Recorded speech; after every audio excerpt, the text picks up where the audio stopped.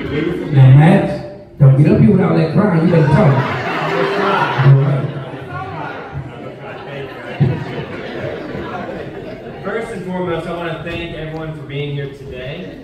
It is a beautiful sight to see so many beautiful faces here supporting someone that we all love, trying to support and advance our community as a whole. It's just truly amazing.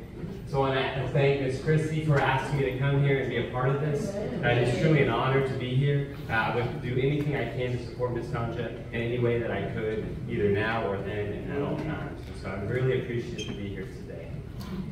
I want to say a couple things, and so I'm going to read a little bit so I don't mess it up, and then I'm going to tell you some stories, because I know I can't mess those up. So today we gather not only to celebrate the life of a remarkable woman, but also honor the legacy through a cause she held dear to her heart.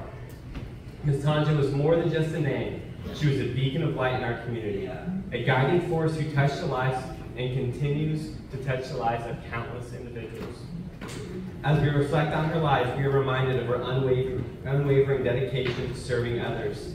Ms. Tonja was not only a community leader, but a mother figure to many, offering support, guidance, encouragement to all that crossed her path. Her selflessness knew no bounds, and her impact resonates within each of us here today. One of Ms. Tonja's greatest passions was nurturing the potential within others. She believed in the power of education and empowerment, striving to ensure that everyone had the opportunity to achieve their dreams. Through her tireless efforts, she inspired countless individuals to reach for their stars and pursue their passions with fervor. And it is fitting then that we come together today to launch a scholarship in her honor.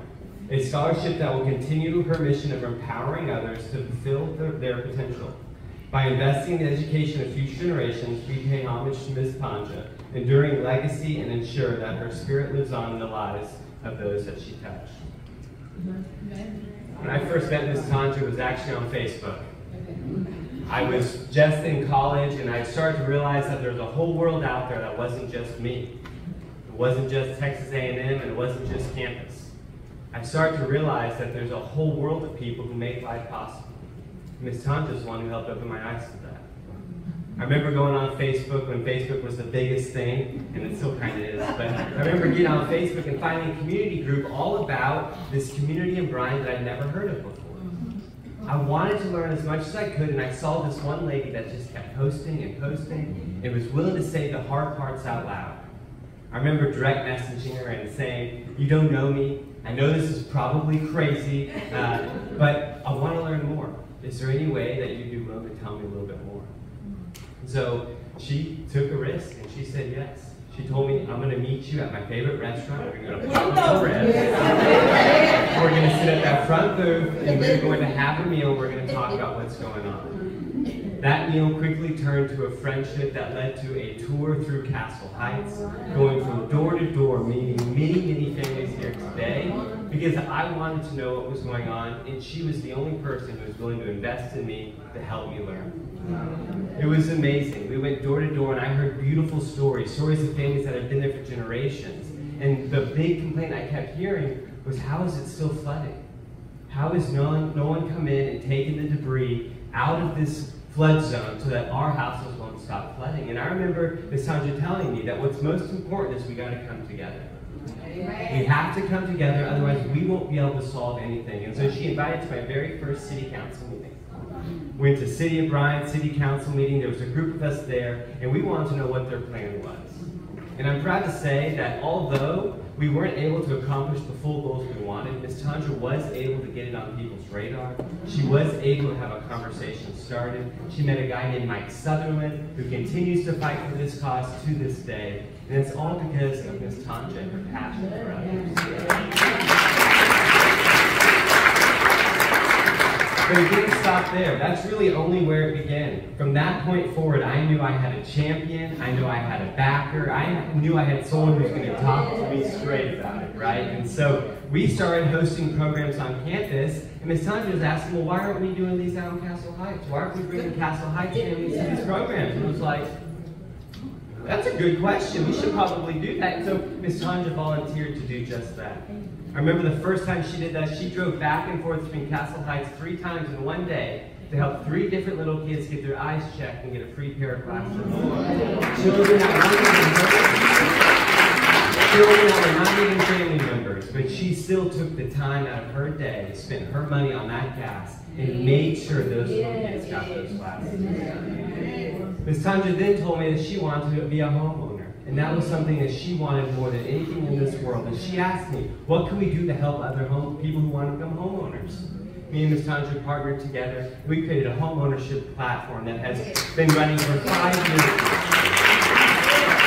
Ms. Tonja was in our first class ever, and it's so beautiful because she came back every single year to encourage others and tell her personal story. Becoming a homeowner is not easy. It's a long journey, and oftentimes people don't want to talk about that part. You think that, oh, I want to be a homeowner, I have a good job, bam, it's over. No, it's not that easy. And Ms. Tonja was willing to say the hard parts out loud, encouraging people and reminding them not to give up. And so I'm so proud that not only did she continue to come year after year, but she then joined my board, which was just truly amazing. And having a community member from the community, who knew the community, who cared more about the community than anyone, was the best thing that happened to the Reach Project. We continue to go into the community and learn more and more issues that we could be a part of solving. And that's where our 1MBB, 1 Million Black Businesses Initiative got launched. All from Ms. Tonja, challenging me to go into the community and listen and serve those who deserve it the most. And so we came together, we created a platform that has run 2 iterations now. And I'm so proud to be able to tell you that not only through that platform have we launched 92 local minority-owned female-run businesses right here in the Gerall side. But she started a new tradition, which is even more beautiful.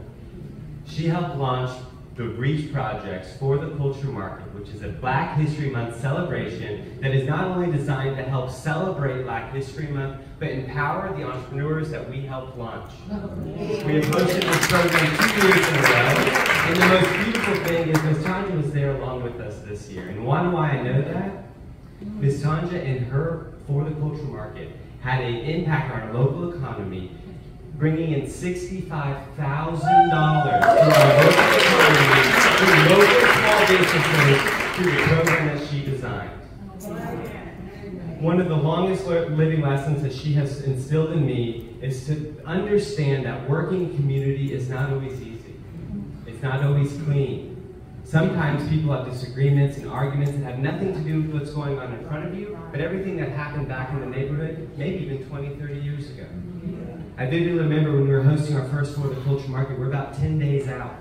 10 days out from this event that we had never hosted before, and all of a sudden, it felt like everyone was getting mad at each other.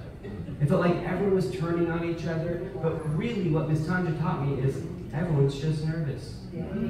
Everyone is just fearful for this new opportunity that might or might not work, but that they put their name on, and that they put a lot of time into. I remember calling Ms. Tonja saying, I'm freaked out, I don't know what to do. I think it's all going to fall apart, there's no way this is going to work, we're just going to have to end it, let's make a Facebook post now. And so I was like, whoa, okay, calm down, we're going to make this work, because it's not about any of us, it's about all of us. And that's exactly what we did. Ms. Tonja called an emergency meeting, she got us all on a Zoom call together, and she started holding us all accountable. She said, this is not about any one of us. This is about all of us. We have to put all of this aside, and we have to start making a real impact. I'm so proud to call Ms. Tonja not only a friend, not only a mentor, but one of my moms.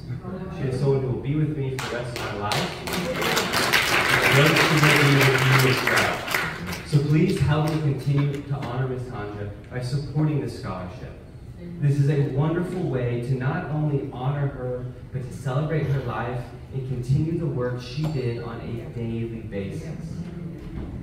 So if you can, even if it's just $1, that makes a world of difference. A world of difference. And if we can walk out of here today and say that everyone can contribute just $1, we have made a huge impact in our community, and the future of our community, and the youth of our community. And I can promise you, Ms. Tonja would have wanted nothing less.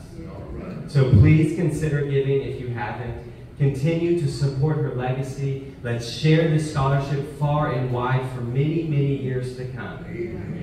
One last thing I want to share with you. out of this tragic loss, there was one more beautiful blessing that she brought our way.